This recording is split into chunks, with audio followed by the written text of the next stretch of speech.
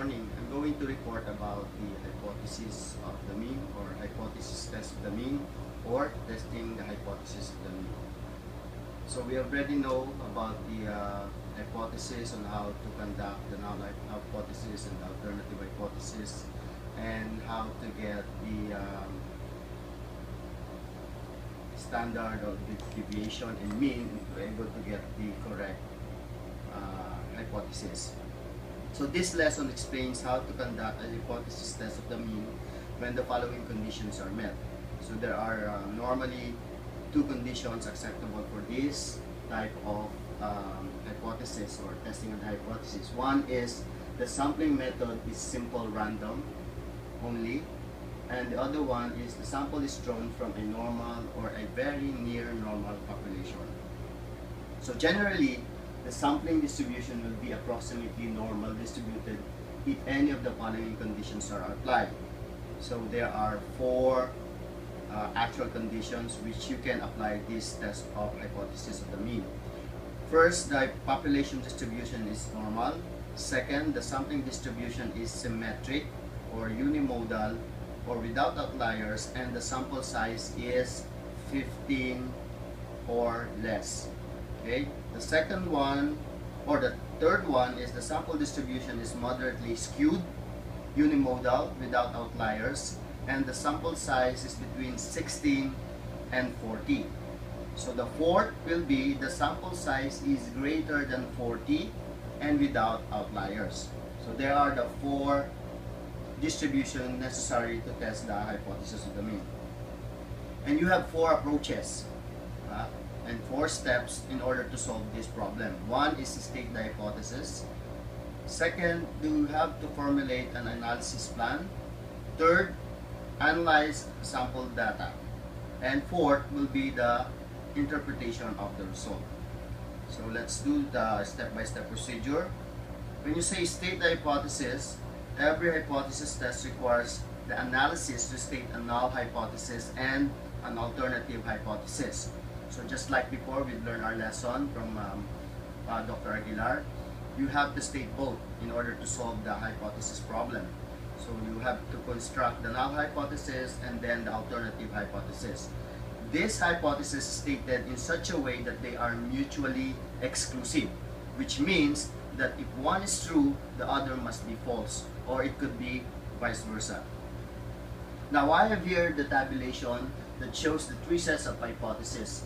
Each makes a statement about how the population mean is related to a specific or a specified value. In the table, the symbol not equal, equals plus slash means not equal. Okay? On set 1, you can see the null hypothesis symbol and the symbol of alternative hypothesis and the number of tails that you are going to use. So in set 1, you're going to use 2 number of tails. The second set, you'll be needing the null hypothesis, which means the mean, the population of the mean is greater than the specified or specific value. And the alternative hypothesis, because you have to state the opposite side, which means the mean or the population mean is less than the specific value. You can use one tail for that. On set 3, the null hypothesis would be the population of the mean is great or less than the specific value, and the alternative hypothesis, you can see here that there is a greater than, the population of the sample is greater than the specific value. You will also use the number of tails, which is 1 only. So the first set of the hypothesis, set 1, is an example of the two-tailed test, as you saw a while ago in the tabulation. Since an extreme value on either side of the sampling distribution would cause a researcher to reject the null hypothesis. The other two sets, which use one-tailed test, the set 1 and the set 3, since an extreme value only on only one side of the example or the sampling distribution would cause a researcher to reject the null hypothesis. So the analysis plan describes how to use sample data to accept or reject the null hypothesis. It should specify the following elements. So this is we have to take or to find out the significance level. So often researchers choose significant levels equal to 0.001, 0.005, or 0.10. But any value between 0 and 1 can be used.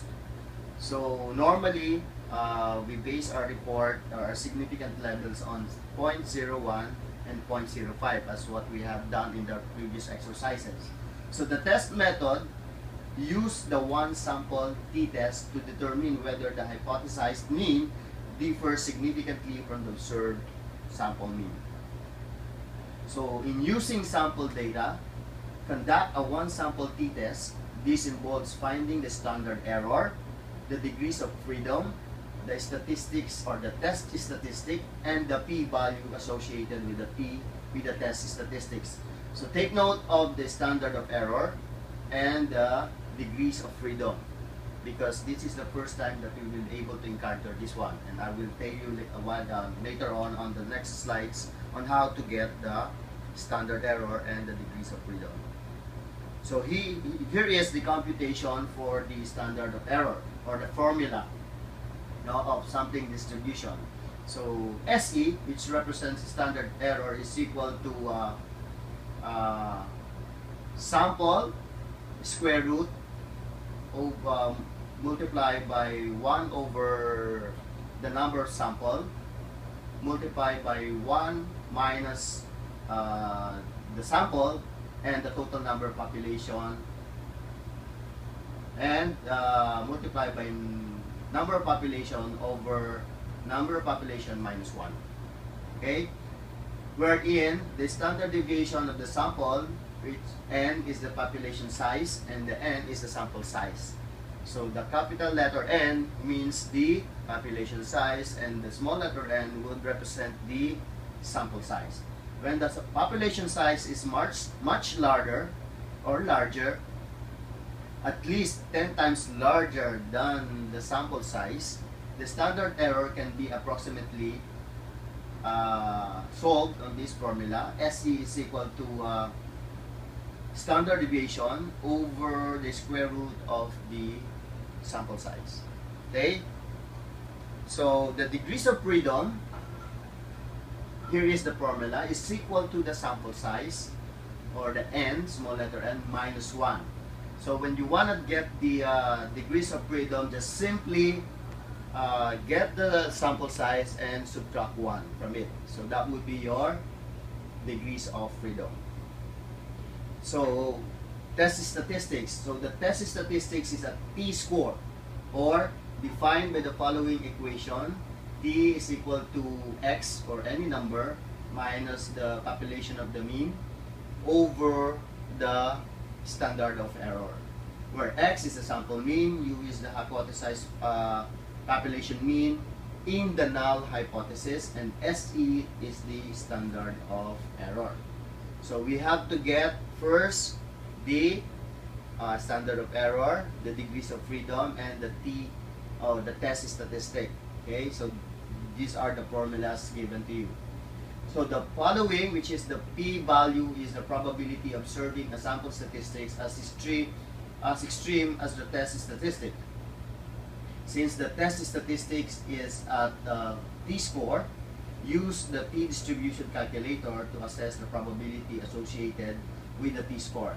So given the degrees of freedom computed above, so you have to see the sample problems at the end of this lesson for examples of how to solve this problem, or how this is to be done. Okay, so which means the p-value is already given in your distribution calculator. Okay, it will be represented by whatever computations you will get from the standard of error and the p-distribution, or the degrees of freedom. Now, on how to interpret, the last step on solving the hypothesis test of the mean is the sample findings are unlikely. If the sample findings are unlikely, given the null hypothesis, the researcher rejects the null hypothesis. So typically, this involves comparing the p-value to the significance level and rejecting the null hypothesis when the p-value is less than the significance level. So in testing the hypothesis of the mean, you have to get the significance level. So you have to compare it to the p-value in order for you to conclude or to interpret the result, whether to accept it or to reject it. Now let's have a problem. No? Problem number one, we have to solve it by using the two-tailed test. So here is the problem. An inventor has developed a new energy-efficient lawnmower engine. He claims that the engine will run continuously for 5 hours, which is approximately equivalent to 300 minutes on a single gallon of regular gasoline. Suppose a simple random sample of 50 engines is tested. The engines run for an average of 295 minutes. So with a standard deviation of 20 minutes given already, test the null hypothesis that the mean run time is 300 minutes against the alternative hypothesis that the mean run time is not 300 minutes. So you have to use 0.05 level of significance. So assume that the run times for the population of the engines are normally distributed. So as you can see, we have to state that everything is a normal distribution that is being required in order for you to test the hypothesis of the mean. So the solution, step one, you have to find the hypothesis. You have to define, okay, state the hypothesis. And the hypothesis is the solution to these problems takes 4 steps. Okay, so state the hypothesis, formulate an analysis plan, analyze sample data, and interpret results. So let's go with the statement of the hypothesis. So the first step is to state the null hypothesis and the alternative hypothesis. So the null hypothesis would be the population mean is equal to 300. And the alternative hypothesis is the population mean is not equal to 300. Note that this hypothesis constitute a two-tailed test. The null hypothesis will be rejected if the sample mean is too big or if it is too small. Okay? So for the analysis, or for this analysis, the significance level is that the problem has used is 0.05. So the test method is a one sample t-test. Okay? So using sample data, we compute the standard error, the SE, and the degrees of freedom, and the t-score test statistic. Okay? So SE is equivalent to standard deviation over the square root of over the square root of a sample size is equal to 20. No? Let's go back to the problem. So we can see here that the number of minutes is 20. Okay? So that would be our sample size. Okay? Over the square root of 50. Why 50? Because, back to the problem, we have 50 engines. No? Sample numbers. Okay? So we tested 50 engines. Okay, so is equal to, as we represent a standard of error, 20 over 7.2, 7.07, because that's the square root of 50. And it will be equal to 20 over 7.02 is equivalent to 2.83. So that's our standard of error. Now we have to get the degrees of freedom, which is n minus 1. So our number of size, or sample size is 50. So which means 50 minus 1 is 49. So our degrees of freedom would be 49. Now in order to get the t-score test statistic is you have to get the sample number minus the population mean over the SE which is 2.83. That's what we got from the computation, which means this is the representation 295. Going back to the problem, 295 is the estimated average minutes, okay, of the engines or the lawnmower run.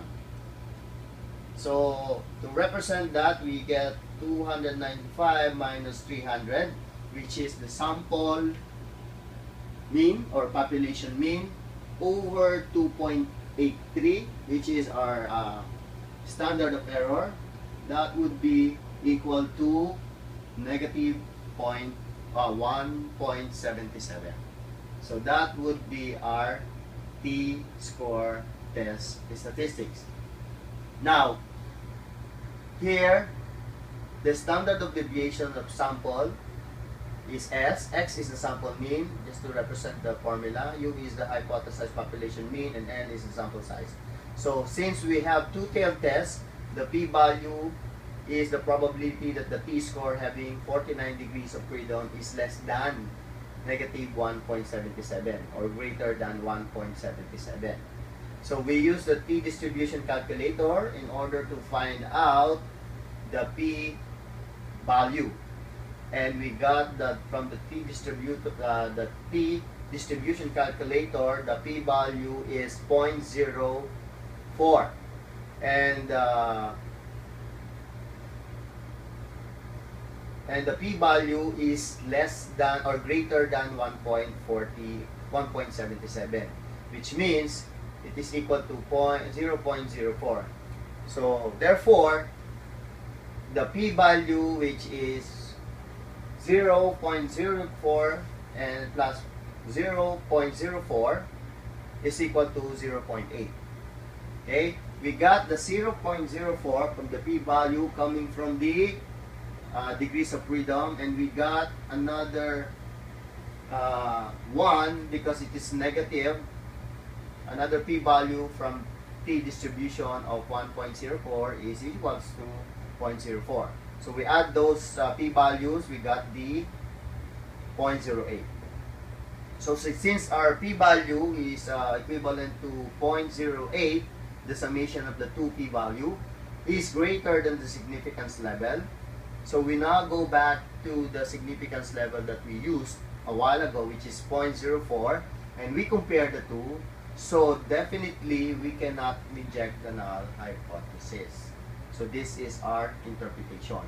So because the p-value is greater than the significance level, so our null hypothesis is accepted. Okay? Now note, if you use this approach on an exam, you may also want to mention why this approach is appropriate. Specifically, the approach is appropriate because the sampling method was simple random sampling, and the population was normally distributed. So you have to justify on your interpretation why you got this approach or formula. Okay, another example of problem number 2. A Bon Air Elementary School has 300 students. The principal of the school thinks that the average IQ of the students at Bon Air is at least 110. So to prove her point, she administers an IQ test to the 20 randomly selected students. Among the sampled students, which has the average IQ of 108 with a standard deviation of 10. So based on these results, should the principal accept or reject her original hypothesis? Assume a significance level of 0.01. On our first sample, we use 0.05. Now we are going to use 0.01. So here is the problem and the solution. The solution of this problem, again, will take the 4th step. State the hypothesis, formulate an analysis plan, analyze sample data, and interpret results. So our first step, you have to determine the hypothesis, the null and the alternative. So our null hypothesis, the sample mean, the population of the sample mean is greater than the 110, which is the IQ test, no, of 300 students. So we have to get also the alternative hypothesis, which is the sample population is less than 110. Okay? So note that this hypothesis constitute a one-tailed test. The null hypothesis will be rejected if the sample mean is too small. Okay. So the significant for the formulation of the analysis plan, we have to check the significance level. Again, to confirm it is 0.01. The test method is one sample test or one sample t-test. So using the sample data, we compute the standard of error, the degrees of freedom, and the t-score that the statistics got, or t-test. So again, the formula for the standard of error is S over the square root of the sample size, which is equivalent to 10, and over the square root of 20, which is the number of 20 students, no, randomly selected by the principal. So which is over 10 over the 4.472 square root of 20 is equal to 2.236. So the degrees of freedom, again, sample size minus 1, and minus 1 is equal to 20. So 20 minus 1 is equal to 19. Okay, so the T, or the T statistical test, is X minus the number of size is over the standard of error. So to represent it, 108 is the number of the average IQ, no, of the students over the 110 average IQ. Okay, over 2.23 236, which is your SE. So you got 0.894. So where the standard of deviation is the S is the standard deviation sample, and X is the sample mean, the sample size for the population, and the N is the sample size. Okay, so since we have a one-tailed t-test, the p-value is the probability that the t-score having 19 degrees of freedom is less than negative 0.894. So our score for the t distribution calculator to find the p is the t is less than 0.894 equals to 0.19, and thus the p value is 0.019. So that's our distribution calculator. So since the p value is 0.19 is greater than the significance level, which is 0.1, so we cannot reject the null hypothesis. So this means we accept it, so therefore the null hypothesis is significantly correct. So note, if you use this approach on an exam, you may also want to mention why this approach is appropriate. Why? Specifically, the approach is appropriate because the sampling method was simple, random sampling, and the population was normally distributed. That's all. Thank you very much. I hope you learn about my report regarding the hypothesis test of the